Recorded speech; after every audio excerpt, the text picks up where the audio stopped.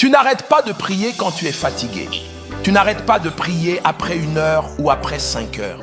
Ce qui régit la prière, ce n'est pas le temps chronologique. Ce qui régit le temps, c'est de persévérer jusqu'à ce que la connaissance de la volonté arrive.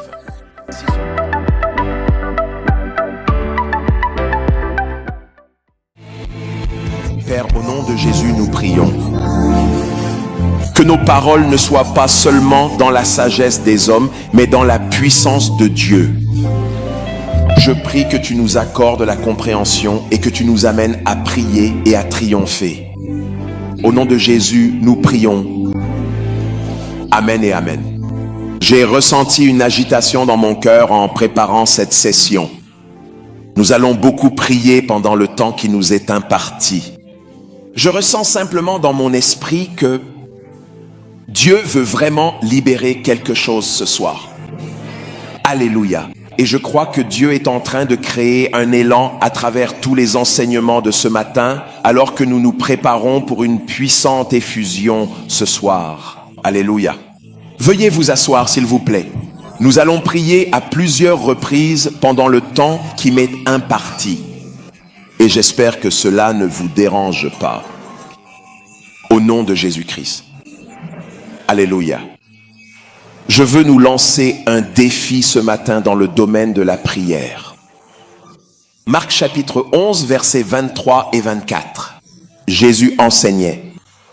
Il s'est servi de l'événement où il a maudit le figuier, puis il a commencé à établir les principes de la foi. Le verset 23 dit, « En vérité, je vous le dis, que quiconque dira à cette montagne, ôte-toi de là et jette-toi dans la mer, et ne doutera point dans son cœur.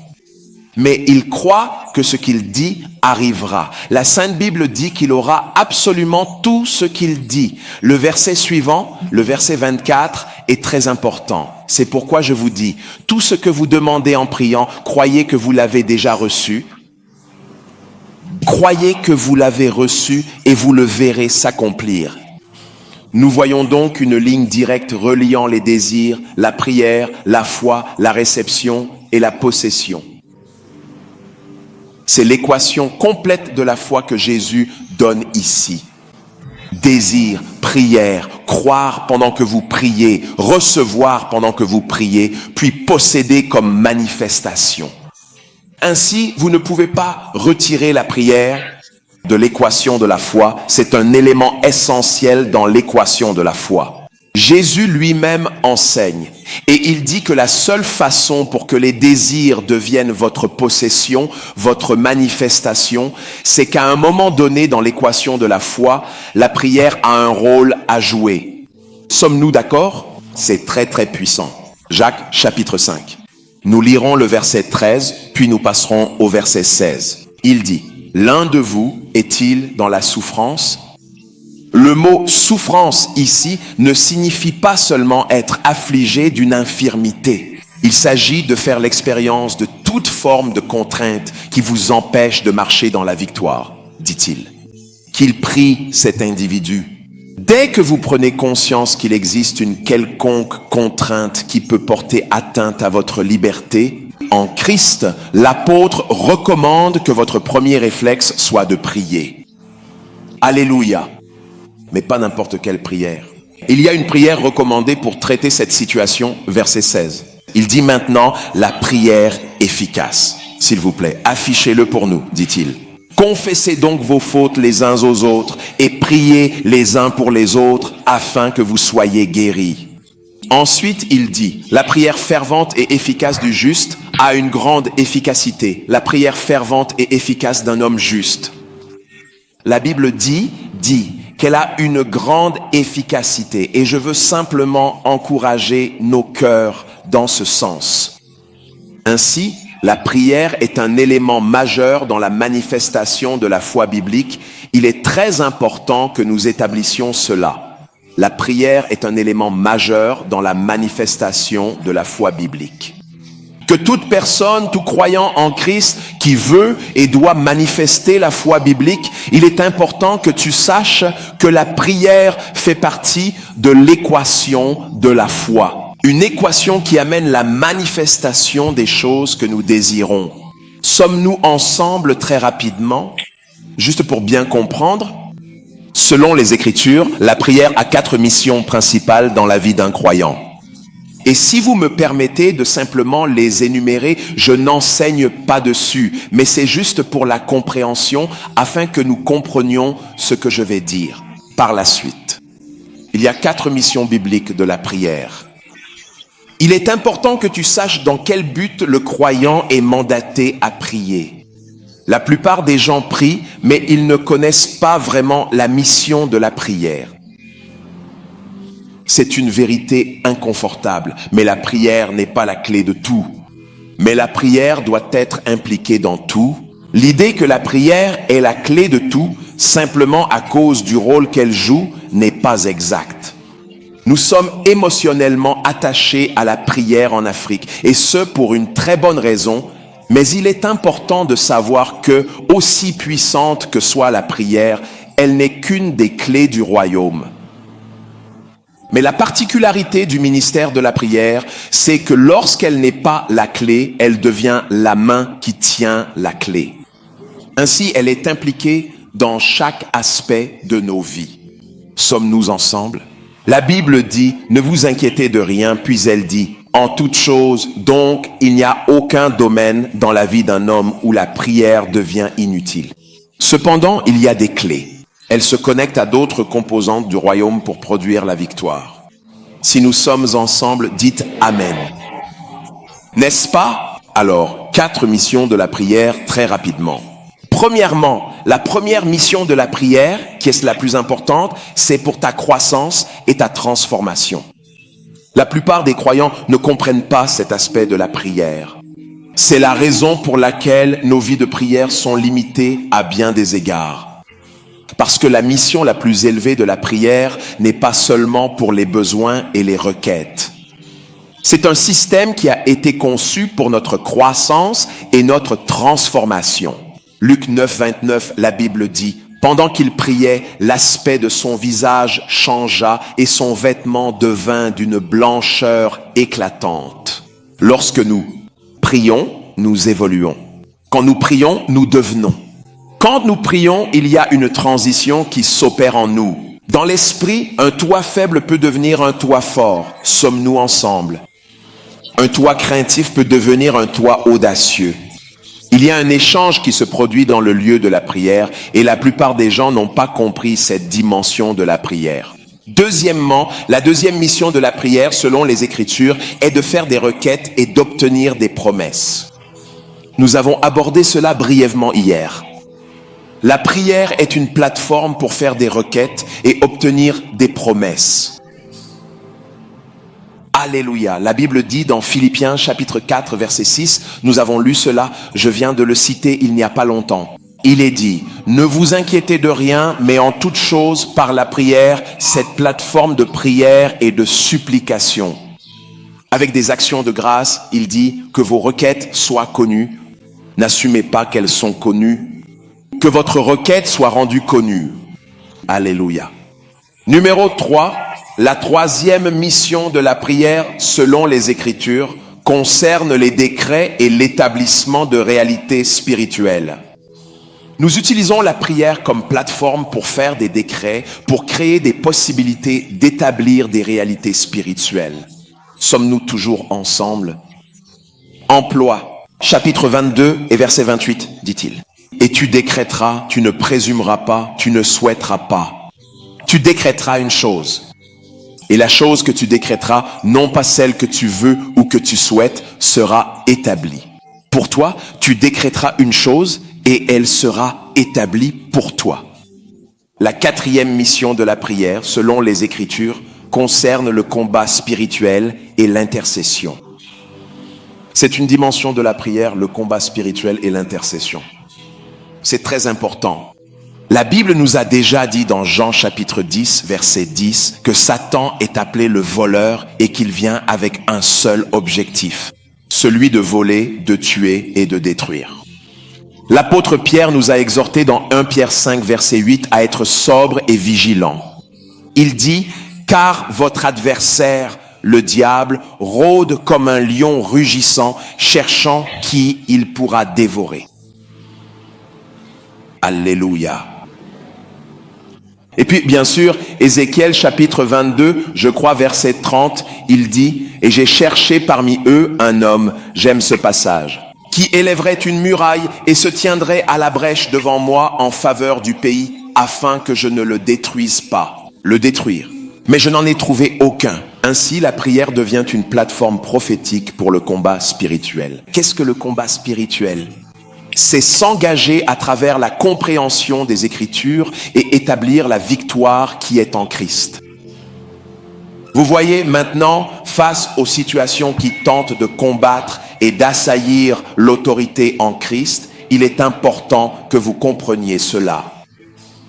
Mais vous voyez, lorsqu'il s'agit de la prière, il existe différents types de prières que la Bible identifie. Je ne vais pas entrer dans ce sujet. C'est une église ce matin, donc nous allons prier. La Bible dit qu'il existe quelque chose qu'on appelle prier à côté ou prier de travers. Ai-je raison? Il existe toutes sortes de prières et la Bible est très claire sur le fait que ce n'est pas chaque type de prière qui produit de la puissance. Il y a un type de prière recommandé et un modèle de prière qui produit de la puissance. Alléluia. Selon Jacques chapitre 5 verset 16, il y a 2 conditions qui doivent être réunies dans la prière du juste pour produire de la puissance. Je veux que vous écoutiez attentivement maintenant. Il y a 2 éléments importants, comme le révèle le chapitre 16 de Jacques 5, que si et lorsque vous ne les intégrez pas dans votre prière ne peut pas produire de puissance. Premièrement, la Bible dit, la prière efficace, fervente. J'aime inverser l'ordre pour faciliter notre compréhension. Donc, premièrement, la Bible parle de ferveur. La prière du croyant qui produit de la puissance d'influencer, de manipuler, d'établir selon l'ordre divin, doit être une prière fervente. Qu'est-ce que cela signifie d'être fervent? Cela signifie prier avec le cœur. Cela signifie avec zèle, avec passion et avec sincérité. Sommes-nous ensemble? C'est très important. Jérémie 29, verset 13. Dans les relations de Dieu avec les hommes, nous apprenons par les Écritures et même par l'expérience que Dieu semble répondre à la passion et à la sincérité et à la fin. Il me semble que l'Esprit de Dieu n'accorde pas beaucoup d'importance à la tiédeur et à la négligence. Dieu veut voir de l'intention et du feu même dans l'erreur. Il respecte la passion et te corrige. Il n'y a nulle part où Dieu voit de la passion et l'ignore. Toi, fils de David, aie pitié de moi. Je ne sais pas si ce que je fais est juste ou faux, mais je ne vais pas te laisser partir si je peux l'éviter. Mais toucher le bord de son vêtement, chaque fois que Dieu voit de la passion, il interprète cela comme une preuve de sérieux, même dans l'ignorance. Alors la Bible dit, la prière fervente, sommes-nous ensemble? La ferveur qui vient du cœur. Jérémie 29, 13. Il est écrit, « Vous me chercherez et vous me trouverez, car vous me rechercherez de tout votre cœur. » Il y a un niveau de sérieux et d'intention qui doit être investi dans la prière du juste pour qu'elle produise de la puissance. 2 Chroniques, chapitre 15, nous lirons le verset 12. Ensuite, pour gagner du temps, nous passerons au verset 15. Dieu nous aide-t-il déjà? La Bible dit, et eux, la nation de Juda, conclurent une alliance. Regarde ça. Pour chercher l'Éternel, le Dieu de leur père, de tout leur cœur et de toute leur âme. Remarquez maintenant, ils étaient tous plongés dans cette alliance. Verset 16. La Bible dit, et tout Juda se réjouit du serment, car ils avaient, d'accord, merci, donnez-nous le verset 15. Arrêtez-vous simplement au verset 15. Est-ce que je vous l'ai donné?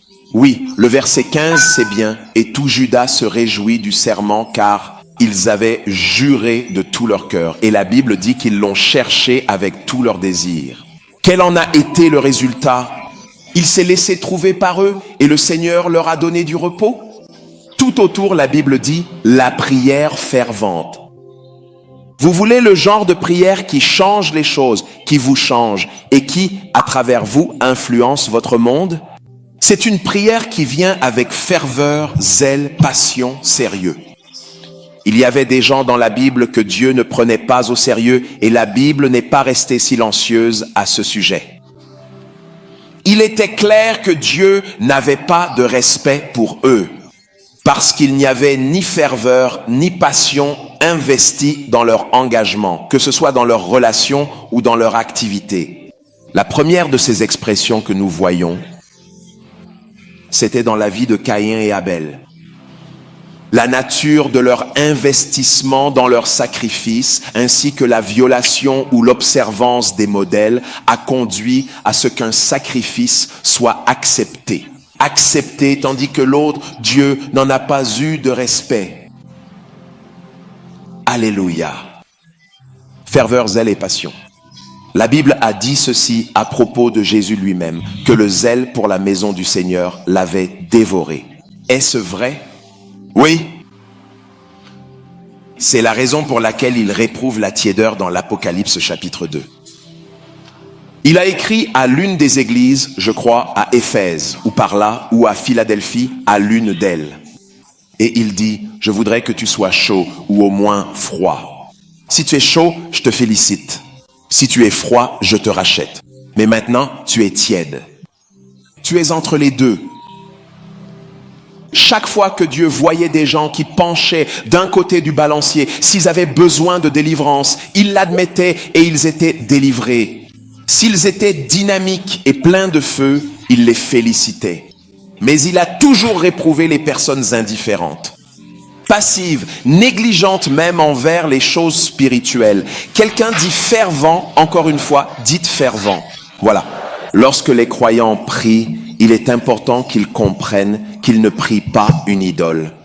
Et ils doivent tous s'investir pleinement dans cette prière. Deuxièmement, c'est la partie sur laquelle je veux que nous nous concentrions. Parce qu'en toute honnêteté, surtout sur le continent africain, je pense que nous avons bien travaillé dans le domaine de la ferveur dans la prière. L'Africain moyen prie avec zèle, avec passion, ou du moins en donne l'apparence. Ai-je raison là-dessus? Maintenant. Le deuxième mot qui doit être capturé dans notre prière pour produire de la puissance est appelé efficace. Efficace. Laisse-moi ton attention. C'est mon message. Que signifie être efficace? Moyen efficace d'utiliser ou de s'engager d'une manière qui évite la perte ou le gaspillage de temps et d'énergie. Écoutez attentivement. Efficace, par définition, signifie utiliser ou s'engager d'une manière qui évite la perte P-E-R-T-E ou le gaspillage de temps et d'énergie. Vous êtes donc efficace dans la mesure où vous êtes efficient et qu'il y a une perte minimale d'énergie, de temps et de ressources. Ai-je raison à ce sujet? La Bible dit que le type de prière qui produit de la puissance dans l'esprit, c'est la prière. C'est le numéro 1. Servez votre cœur, conditionnez votre zèle, votre passion, mais deuxièmement, il est dit que cela doit être efficace. La plupart des croyants que j'ai observés ici font des prières ferventes, sincères, venant du cœur. Mais très peu de croyants font des prières efficaces. Rappelez-vous, nous allons prier. Qu'est-ce qui rend alors les prières efficaces? Il est important pour nous de comprendre. À quel moment savez-vous que votre prière est efficace? Est-ce au son de votre voix? Est-ce par les gestes qui accompagnent la prière, aussi bien intentionnés soient-ils? Laissez-moi vous montrer dans les Écritures, êtes-vous prêts? Ce qui rend les prières efficaces, écoutez bien, c'est le degré auquel la volonté de Dieu est saisie dans cette prière. Vous devez comprendre cela. Qu'est-ce qui rend la prière efficace? Ce n'est pas seulement la sincérité de celui qui prie. C'est le degré auquel la volonté de Dieu est saisie dans cette opération de prière qui rend la prière efficace. Ainsi, la Bible dit que la prière fervente et efficace du juste, si elle est vraiment efficace et vraiment fervente, la Bible dit qu'elle produit de la puissance. Est-ce que nous apprenons maintenant? Donc, ce qui rend la prière efficace, je le répète, c'est le degré auquel la volonté de Dieu est saisie dans cette prière. C'est la conformité de ta prière qui la rend puissante. Pas seulement la spiritualité de l'acte de prier, ni l'intensité avec laquelle tu pries. C'est dans la volonté de Dieu que réside la garantie de la réponse et de la puissance. Si tu me comprends, dis Amen. Maintenant, écris ceci, s'il te plaît. Prier selon la volonté de Dieu va au-delà du simple fait d'attacher des versets bibliques à la prière.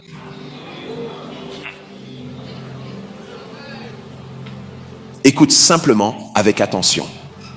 Tu es venu à l'église en priant. La volonté de Dieu va au-delà du fait d'attacher un verset biblique, car tu vas apprendre que la Bible est un livre prophétique. Tu peux lui faire dire tout ce que tu veux entendre. Donc le simple fait qu'un verset soit relié à ce que tu dis ne veut rien dire. Quand Satan a voulu faire tomber Jésus, il a commencé par parler de façon décontractée, mais lorsque Jésus a répondu « Il est écrit », à partir de ce moment, tout ce que Satan a dit ensuite, il l'a relié à un verset, et pourtant ce n'était pas la volonté de Dieu. Est-ce que c'est dans ta Bible? Donc, le fait que tu aies trouvé un verset pour ce que tu veux ne signifie pas que c'est la volonté de Dieu? Oui.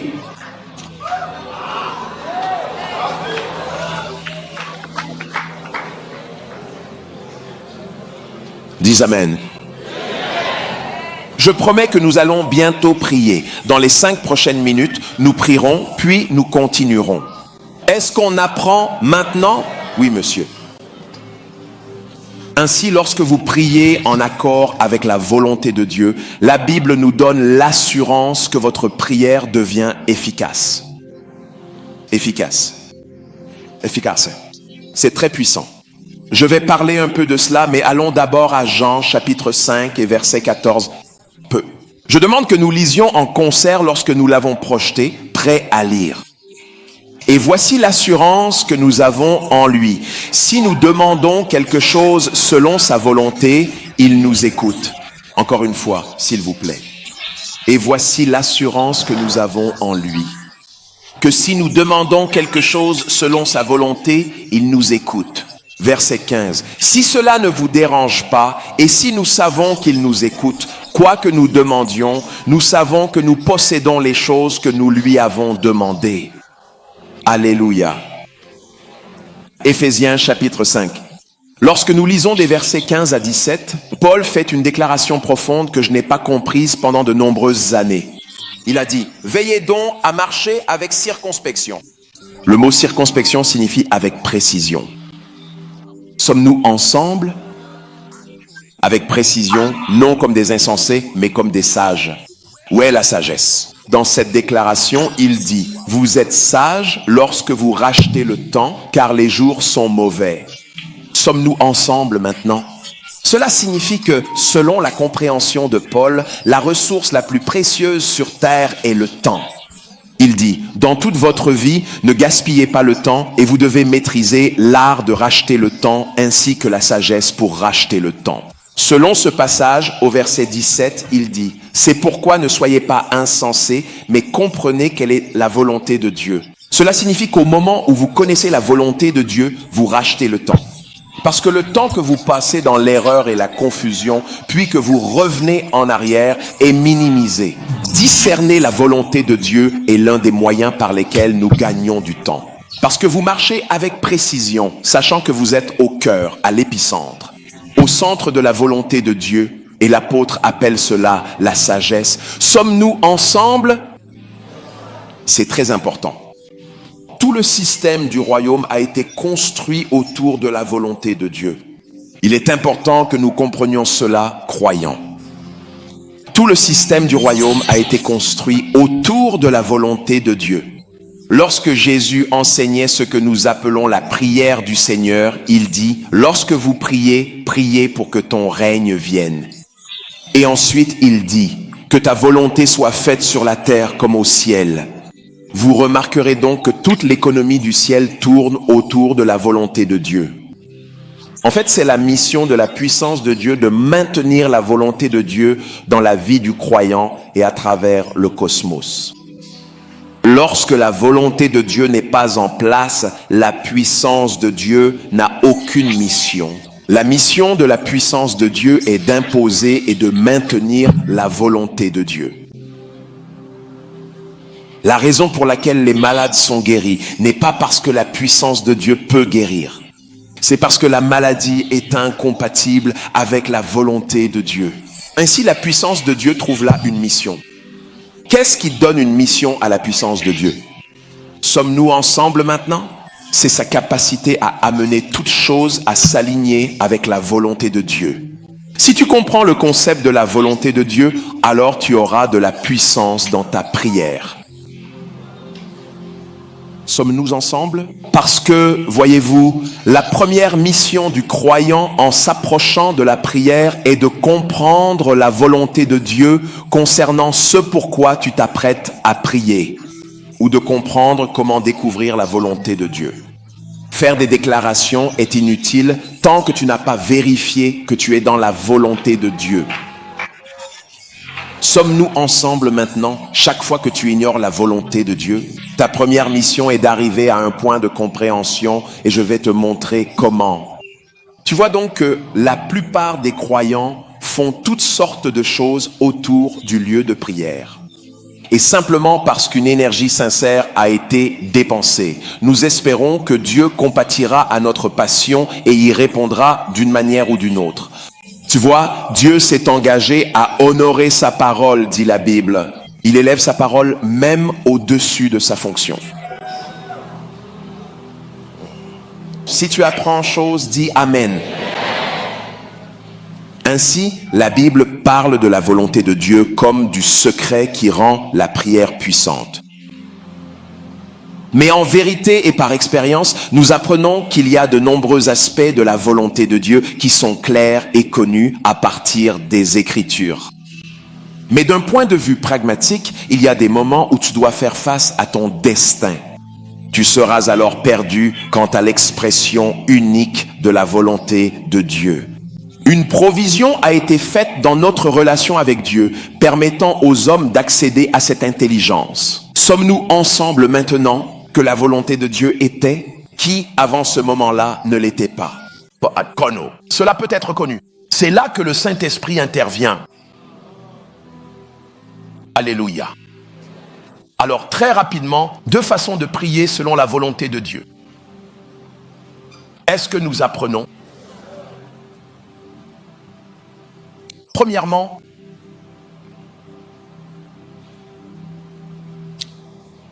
peut-être, laissez-moi revenir un peu en arrière et établir quelques points, puis nous comprendrons.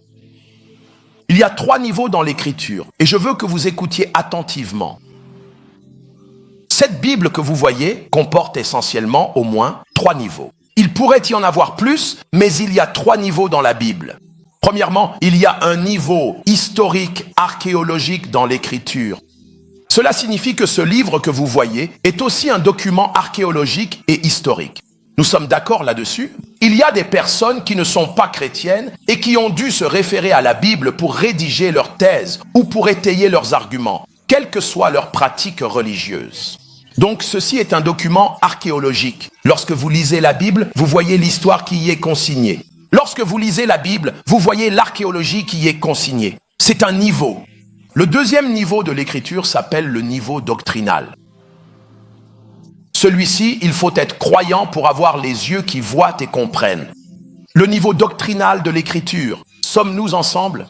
C'est là que l'intelligence et la sagesse de Dieu sont tirées de l'écriture. Lorsqu'un historien qui n'est pas né de nouveau lit la Bible, il ne peut pas percevoir le sens doctrinal qui y est lié. La Bible ressemble simplement à une succession d'événements rassemblés, canonisés ensemble. Mais il y a le niveau doctrinal de l'écriture. C'est là que le système d'intelligence du croyant est construit, il est construit autour de la doctrine. Sommes-nous ensemble maintenant? Le troisième niveau s'appelle le niveau prophétique de l'écriture. Celui-ci, il est renforcé lorsque vous avez une bonne compréhension de la doctrine. Mais c'est le Saint-Esprit qui vous ouvre à ce niveau et vous pouvez recevoir des révélations qui ne sont pas générales à tout le monde. Elles vous sont données comme une arme unique de victoire qui vous parvient comme un réma que vous allez utiliser et qui produira des résultats. Une autre personne peut l'utiliser et cela peut ne pas fonctionner pour elle. Vous pouvez par exemple prier avec les Écritures en faisant confiance à Dieu. Où dois-je m'établir? Et un verset vous viendra. Vous avez assez longtemps tourné autour de cette montagne. Tournez-vous vers le nord. Ce n'est pas une parole pour tout le monde. Pour vous, elle a apporté la réponse à ce que vous cherchiez et vous allez la suivre littéralement et cela vous ouvrira une porte. Mais une autre personne peut appliquer ce verset et cela ne fonctionnera pas pour elle. Il y a une dimension prophétique dans les Écritures. Vous comprenez cela maintenant? Oui, c'est très puissant. C'est la raison pour laquelle l'étude des Écritures en dehors du ministère du Saint-Esprit conduit à beaucoup de déséquilibre, car vous trouverez de nombreux versets sans pouvoir les relier intelligemment pour produire la volonté de Dieu. Il a dit, vous sondez les Écritures parce que vous pensez qu'en elles, vous voyez ce que Jésus disait. Ces hommes étaient studieux, mais ils ne respectaient pas le ministère du Saint-Esprit. Ainsi, lorsque Jésus, qui était la parole incarnée, est venu, ils n'ont même pas pu le relier aux choses qu'ils étudiaient. Ils avaient la connaissance des Écritures, mais la parole incarnée, le logos de Dieu, se tenait devant eux. Et pourtant, comment pouvez-vous avoir une telle richesse scripturaire et ne pas réussir à relier les deux alors que le logos est là devant vous? Alléluia. Loué soit le nom du Seigneur. Premièrement, les deux façons dont nous prions la volonté de Dieu dans la prière sont, premièrement, en priant des prières fondées sur les Écritures. Vous écrivez simplement « prière fondée sur les Écritures ». Prière fondée sur les Écritures. J'ai fait une déclaration plus tôt et il est temps d'y apporter un équilibre. Ce n'est pas parce que vous avez trouvé un verset biblique que vous êtes nécessairement dans la volonté de Dieu. C'est vrai, mais de manière générale, lorsque votre prière est conforme à la parole, vous devez trouver un verset selon la parole écrite. Sommes-nous ensemble maintenant? Un verset qui soutient, c'est ainsi que fonctionne la technologie du ciel. Se contenter de dire, Dieu, fais-le, tu l'as dit. Où? Il a dit, présentez votre cause. Il a dit, apportez vos arguments solides. Sommes-nous ensemble maintenant? Quand l'aveugle Bartimée, vous remarquez que l'aveugle Bartimée n'a jamais dit « Jésus, aie pitié de moi ». Il a dit « Toi, fils de David ». Jésus a compris ce qu'il disait. Tu as une alliance avec David. Il y avait une alliance que Dieu avait avec David et je me tiens pour invoquer cette alliance. La femme dans Luc chapitre 12 qui avait souffert de la perte de sang, il a dit « Cette femme n'est-ce pas une fille d'Abraham ?» Il y a une raison, ce n'est pas seulement qu'elle a souffert pendant 18 ans. C'est une fille d'Abraham et j'ai laissé à Abraham une promesse que toutes les familles de la terre seraient bénies en toi. Et une partie de cette bénédiction, c'est l'intégrité. L'intégrité. Donc l'état de cette femme est une démonstration que Dieu n'est pas fidèle. Et lorsque Jésus l'a vue, étant l'image même de Dieu, il a dû changer cela pour représenter correctement la volonté de Dieu à cet endroit. C'était la base de sa guérison. Sommes-nous toujours ensemble? C'est très puissant. La prière fondée sur les Écritures. C'est la raison pour laquelle les croyants doivent être équipés d'une compréhension suffisante des Écritures, afin que, dans le lieu de la prière, vous priez avec autorité, sachant que la parole écrite de Dieu offre une expression très riche de sa volonté. Par exemple, vous priez et faites confiance à Dieu pour la guérison. Se contenter de dire « Dieu, guéris-moi ». Je sais, n'es-tu pas puissant? Ne me regarde pas comme ça. C'est une prière de sympathie, mais ce n'est pas une prière fervente. Elle n'est pas efficace car il n'y a aucune base scripturaire à votre demande. Vous voyez comment nous prions?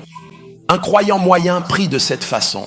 Et sans vouloir être sarcastique, mais très honnêtement, Père, merci. Toute la préambule, tu es le lion de la tribu de Juda, la rose de Sharon, le roi des rois, le seigneur des seigneurs. Et une fois que nous avons passé cela, alors nous allons directement au fait, Dieu, je suis encore là, est-ce que tu ne peux pas m'entendre? Tu entends celui-ci, tu fais cela au nom de Jésus-Christ, je te le dis maintenant, toi. Vous voyez, et ainsi de suite. Et puis, simplement parce que nous disons Amen à la fin de ce que nous disons, honnêtement, cela peut être une prière sincère, mais en tant que croyants matures, nous devons apprendre que ce n'est pas toute forme de prière. Dieu est tout puissant, mais il s'est lié lui-même à l'opération de sa parole. C'est la raison pour laquelle, aussi puissant que soit Dieu, il n'a pas chassé le péché de l'homme. Il y avait un protocole auquel il devait se soumettre jusqu'à ce que l'homme soit racheté. Car il est écrit que sans effusion de sang, il n'y a pas de rémission des péchés. Et Dieu qui a créé l'homme et a créé la loi s'est soumis lui-même. Même lui n'a pas pu ôter le péché de l'homme. Lorsque vous comprenez cela à propos de Dieu, que Dieu n'a pas épargné son propre Fils, il a aussi permis qu'il se soumette à ce que la parole avait dit prophétiquement, à savoir que cela devait être la condition pour la rédemption. S'il n'a pas épargné Jésus, Dieu est touché par le sentiment de nos infirmités. C'est ce qu'on appelle la compassion, mais il est mu par sa parole, par sa parole. Être touché ne signifie pas qu'il va simplement agir. Il est touché. Et lorsque Dieu veut t'aider parce qu'il est touché, il t'envoie sa parole.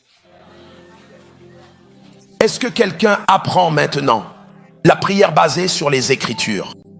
La prière basée sur les Écritures. La prière basée sur les Écritures. La prière basée sur les Écritures. Que chaque fois que tu pries, que tu présentes tes requêtes, tu prennes le temps, en tant que croyant responsable, de trouver des versets qui soutiennent ce que tu sais que Dieu veut accomplir dans ta vie. Supposez aveuglément, Dieu, tu as dit que tu me rendrais prospère. Dieu, je te connais. Tu es trop bon pour me laisser dans cette situation. Ces choses sont très sincères, mais tu n'obtiendras pas de résultat de cette manière. Sommes-nous ensemble? Numéro 2. La deuxième façon dont nous prions pour la volonté de Dieu est de prier véritablement dans l'esprit, en engageant pleinement la sagesse divine de l'esprit dans la prière afin de faire naître et de manifester la volonté parfaite de Dieu. C'est très puissant. La Bible dit dans Romains 8, lorsque vous lisez 26 et 27, Romains 8, 26, 27. De même, il dit, l'esprit nous aide dans notre infirmité. Qu'est-ce que l'infirmité là-bas? Dans le contexte, le mot infirmité ici ne signifie pas maladie. Cela signifie des limitations dues au fait de porter un corps mortel. Nous sommes limités dans notre compréhension. Nous voyons en partie et nous prophétisons en partie à cause de cette limitation. Il y a maintenant 3 dimensions de la nature de Dieu qu'il n'a pas partagées avec l'homme. Je n'ai pas le temps d'expliquer cela ici, mais il est important que nous le sachions. Lorsque la Bible dit que nous sommes participants de sa nature divine, ce n'est pas toute sa nature qu'il a donnée à l'homme. J'espère que vous le savez. Il y a certaines dimensions de la nature de Dieu qui lui sont exclusives. 3 d'entre elles, premièrement, son omniprésence. Il n'a pas partagé cela avec l'homme. Deuxièmement, son omnipotence, la capacité d'être tout-puissant. Et troisièmement, sa capacité à être omniscient, c'est-à-dire tout savoir. Ces 3 dimensions de Dieu, il ne les a pas partagées avec l'homme. Elle le place dans une catégorie à part. Sommes-nous ensemble maintenant? Donc, l'homme n'est pas tout-puissant. Notre puissance est dérivée. C'est pourquoi nous avons l'autorité. L'autorité est la légitimité d'utiliser la puissance. Dieu n'a pas d'autorité parce que l'autorité exige que l'on soit régulé.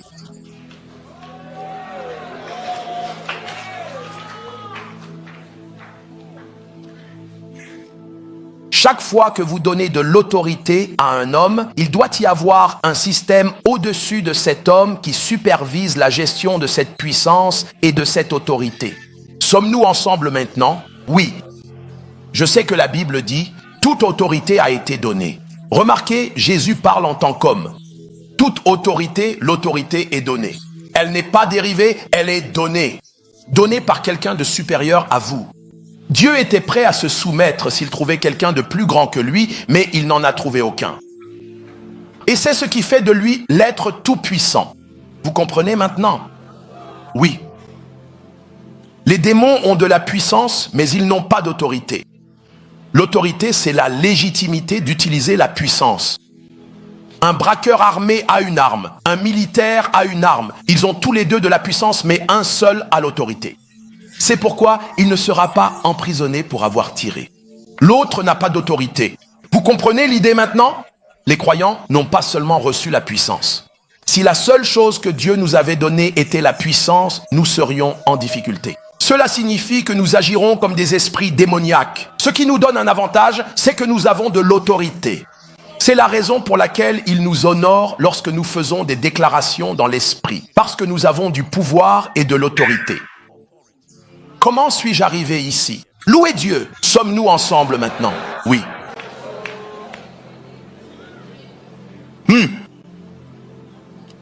C'est important de prier en esprit.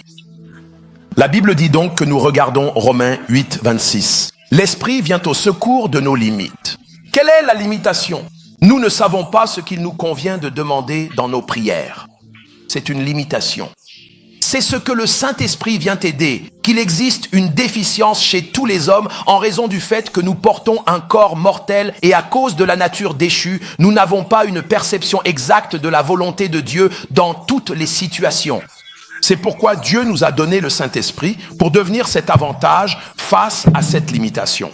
Puis la Bible dit: quiconque est conscient d'une telle limitation reconnaîtra maintenant que l'Esprit intercède pour nous par des soupirs inexprimables. Le verset suivant, s'il vous plaît, le 27. La Sainte Bible dit clairement: il étant l'Esprit divin qui sonde profondément les cœurs de tous les hommes, connaît parfaitement quelle est la pensée véritable de l'Esprit, parce qu'il intercède constamment et avec une grande ferveur en faveur des saints. Comment? Selon la volonté de Dieu.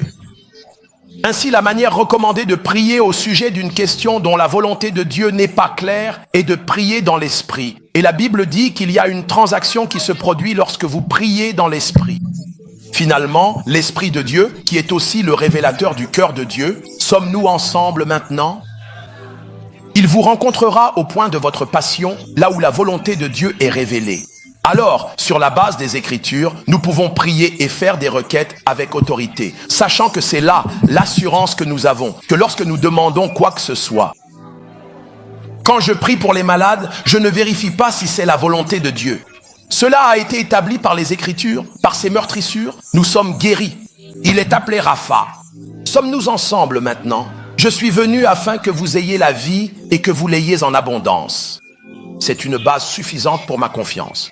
Ainsi, lorsque je sers les malades, je le fais avec assurance, non pas en ma propre suffisance, mais parce que les paroles de Dieu, ses promesses, sont oui et amen.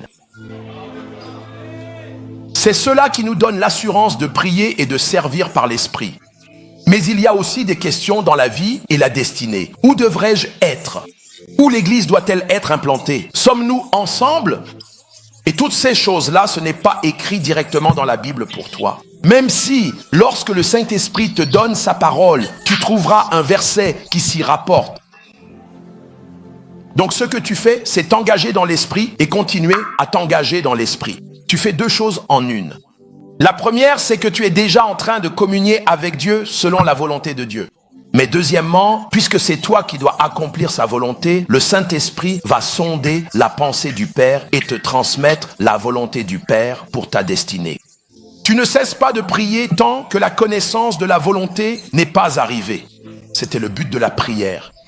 À quel moment arrêtes-tu de prier dans l'esprit? Quand la volonté de Dieu concernant ta vie est révélée. Tu n'arrêtes pas de prier quand tu es fatigué. Tu n'arrêtes pas de prier après 1 heure ou après 5 heures.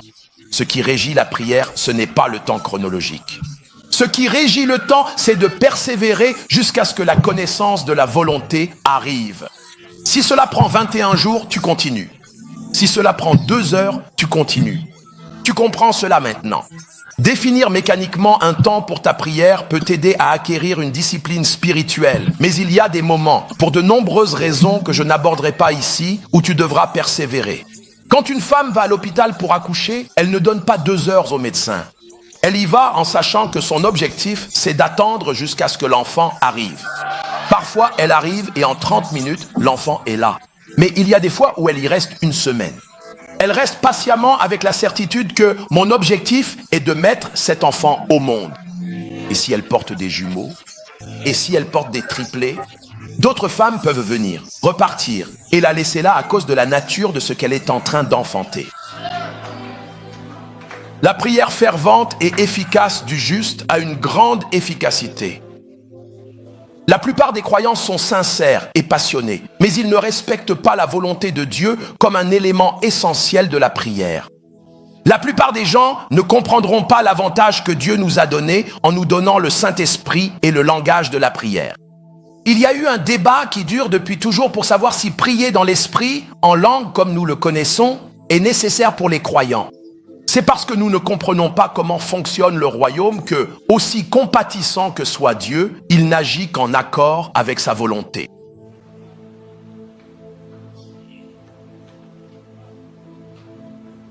Sommes-nous ensemble? Donc, lorsque nous prions dans l'esprit, c'est un avantage qu'il nous a donné. L'apôtre Paul enseignait à l'église d'Éphèse et il dit « Vous êtes sages lorsque vous priez dans l'esprit ». Parce qu'en priant dans l'esprit, vous finirez par obtenir l'avantage de connaître la volonté du Seigneur et avec cela, vous agirez avec précision et vous gagnerez du temps. Au lieu de passer 10 ans à faire plusieurs choses que vous pensez être la volonté de Dieu, pour découvrir à la 11e année que vous n'étiez pas dans la volonté de Dieu et que vous devez revenir en arrière, vous avez perdu du temps. Il dit que vous rachetez le temps lorsque vous connaissez la volonté de Dieu. Qu'il ne soit pas dit que j'ai erré dans la gosse pendant 15 ans, puis qu'enfin, lorsque je me prends au sérieux avec Dieu, je découvre qu'il était prévu pour moi d'être aux États-Unis. Et maintenant, vous devez faire confiance à Dieu. Vous voyez, c'est pour cela que Dieu a créé des systèmes d'avantages comme la restauration et la rapidité. Parce qu'il sait que la plupart des hommes ne le croiront pas. Sommes-nous ensemble maintenant? Si, dans l'intention de Dieu, vous deviez probablement déjà avoir commencé l'œuvre du ministère et que vous avez discuté avec l'Esprit pendant les 15 dernières années, imaginez combien d'âmes vous étaient liées. Elles ont souffert à cause de votre négligence. C'est pourquoi, lorsque Dieu vous révèle sa volonté, en plus de cela, il vous ouvre à ces systèmes d'avantages comme la restauration et la rapidité. Ce sont ces différentes manières de vous permettre de rattraper la vie et la destinée. Mais ma mission est de vous exhorter. Nous allons utiliser les 10 minutes restantes pour prier. Maintenant, vous priez avec compréhension. Alléluia! Au nom de Jésus, vous faites des déclarations de protection et vous dites « Eh bien, tout ce que je sais, à Dieu ne plaise. Je sais que personne ne me touchera. » Vous plaisantez. Non, non. L'Éternel est ma lumière et mon salut. De qui aurais-je peur? L'Éternel est la force de ma vie. Sommes-nous ensemble? Que lorsque les hommes disent qu'il y a un abaissement, pour moi, je décrète et je déclare qu'il y a une élévation. J'aime la façon dont la Bible les appelle. Elle les appelle des promesses extrêmement grandes et précieuses. Il dit que c'est par elles que nous pouvons devenir participants de sa nature divine en expérience, ayant échappé à la corruption qui est dans le monde par la convoitise. Montrez-moi un croyant rempli de la parole et qui sait comment l'appliquer avec intelligence. Je vous montre un homme qui a maîtrisé l'art de la prière efficace, la prière qui produit de la puissance. Sommes-nous ensemble? Alors, comment priez-vous pour 2024? Au nom de Jésus, la Bible déclare « Voici le jour ». Cela inclut l'année que le Seigneur a fait. Qui l'a fait? Il n'a pas dit le Seigneur et Satan. Le Seigneur l'a fait. Satan aussi attend que le jour soit fait pour en faire partie. Si Dieu fait le jour, je vais dans Genèse 1. Que se passe-t-il quand c'est Dieu qui crée? Il fait toutes choses belles et lorsqu'il crée, il vit que cela était bon. Sur cette base, ma journée doit être bonne. Sur cette base, mon année doit être bonne. Tout ce qui n'est pas conforme au dessein de Dieu pour ma vie en cette saison, maintenant vous pouvez en prendre autorité avec assurance parce que vous priez avec ferveur, vous priez une prière efficace. Alléluia. Vos enfants se comportent mal, vous ne faites pas que les appeler en disant « Dieu, mais je t'ai servi ». Cela semble sincère, mais ce n'est pas une prière très sage. Le psaume 112 dit « Heureux l'homme qui craint l'Éternel, qui trouve un grand plaisir à ses commandements. » Il a dit « Sa descendance sera puissante, la génération des hommes droits sera bénie. » Il est écrit « La richesse et l'abondance seront dans sa maison et sa justice subsiste à jamais. » C'est cela qui devient la base de votre prière. Alléluia. Lorsque le centurion est venu voir Jésus, il a dit « Tu n'as pas besoin de venir chez moi, dis seulement un mot. » Il a dit « Je suis un homme sous autorité. Je connais la puissance de l'autorité. Il y a un gouvernement, le gouvernement de Rome, qui me soutient. Et, en vertu de leur autorité, je dis à l'un « Va ». Ce n'est pas à cause du son de ma voix, ni à cause de ma stature, c'est parce que je suis sous autorité. Je dis que toi aussi, je sais que tu n'es pas venu de toi-même. Tu es venu représenter le gouvernement du ciel. Dis seulement un mot. Et Jésus dit, qui t'a enseigné cela? Je n'ai pas trouvé une telle foi, même en Israël. Qui a formé cet homme pour qu'il ait une telle compréhension? Est-ce que quelqu'un écoute en ce moment? Au nom de Jésus, tu réprimandes les maladies et les infirmités. Tu ne dis pas simplement, maladie, pars. Mais où? Pourquoi? Pourquoi part-elle? N'est-ce pas dans ta Bible que quelques personnes ont dit, nous t'adjurons par Jésus que Paul prêche? Qu'a répondu le démon? Jésus, je le connais, Paul aussi. Sur quelle base devrions-nous t'obéir? Et ils ont frappé les enfants. Ce n'est pas l'Ancien Testament, hein? Présente tes arguments solides. Pourquoi Dieu devrait-il t'élever? Parce que je sais qu'il m'aime trop. Où as-tu trouvé cela? Ne présume pas. Même Satan a dit, il est écrit. J'espère que tu sais ce qui est écrit à ton sujet. La Bible dit que lorsque Jésus est venu au temple, dans Luc 4, il a ouvert le livre d'Ésaïe et il a trouvé où il était écrit à son sujet. As-tu trouvé où il était écrit à propos de ton travail? As-tu trouvé où il était écrit à propos de tes enfants? Puis-je te dire quelque chose? Dans ce royaume, il est écrit, c'est plus grand que ce que j'ai vu. Il est écrit, c'est plus grand que ce que j'ai entendu.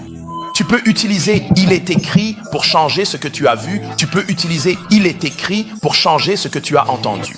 J'ai fait un rêve où tu allais mourir. Je respecte ton rêve, mais il est écrit, je ne mourrai pas. Je vivrai et je raconterai les œuvres de l'Éternel. Cela devient la base de mon engagement. Sommes-nous ensemble? Je vois que cette année ne sera peut-être pas très bonne pour toi. Généralement, en tant que parole prophétique, c'est bien, mais c'est moi qui définis mes réalités de manière unique. C'est vrai, il est dit que c'est par la foi que nous comprenons. Croyez-vous cela? Nous allons prier. La Bible dit que le sentier du juste, pas seulement en 2023, pas seulement en 2024, le sentier du juste est comme une lumière brillante. Elle brille de plus en plus. De plus en plus, c'est mon héritage. Non, je ne sais pas pour vous, mais c'est mon héritage. Ce n'est pas simplement une confession aveugle.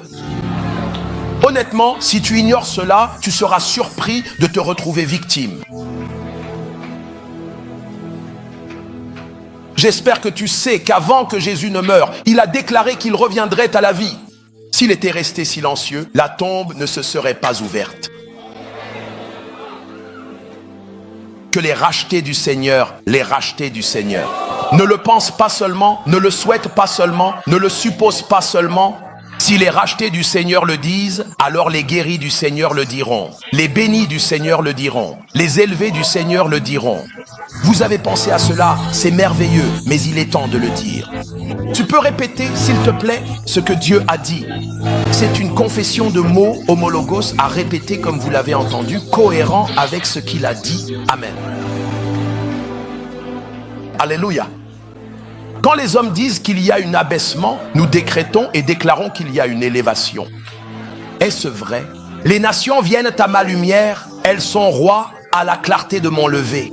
Au nom de Jésus, là où j'ai été abandonné pour qu'aucun homme ne passe à travers moi, je deviens une excellence éternelle, une joie pour plusieurs générations.